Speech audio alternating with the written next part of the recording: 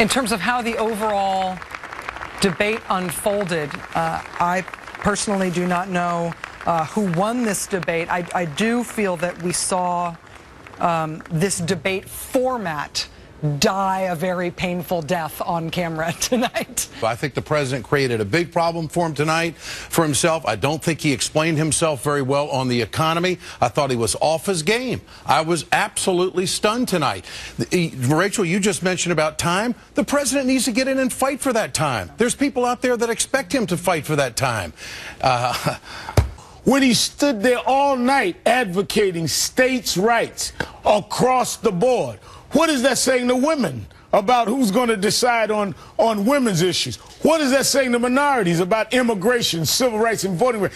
This man went back to the 19th century on states' rights all night long. Let's go to Chris Matthews for his response in Denver. Chris, what do you think? Yeah! Well, this tonight wasn't an MSNBC debate, was it? It just wasn't. It had none of the things you mentioned. It didn't mention all the key fighting points of this campaign. And certainly there was no Bobby Kennedy in the green room before Barack Obama came out tonight. I don't know what he was doing out there. He had his head down. He was enduring the debate rather than fighting it.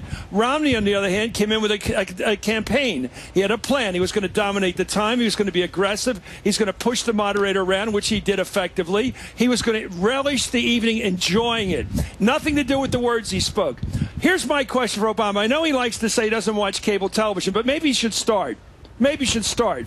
I don't know how he let Romney get away with the crap he threw out tonight about Social Security. Listen to the stuff he got away with. He said, you know, emergency room. The latest thing we got from Romney, because he said so, is, you know what I want to do with people when they're poor? Shove them in the emergency room. Why didn't Obama say that? Why didn't he say that? You talk about Social Security, Medicare, and Medicare people, they're part of your 47%. You want to drop them from the list of eligible Americans. You don't have any care for these people. What are you talking about? We've got it on tape, Governor. We got it on tape what you think of these people. Don't come out here and pretend you care about old people because you met somebody at some campaign event. You've written off 47% of the country before you even started. Where was Obama tonight? He should watch...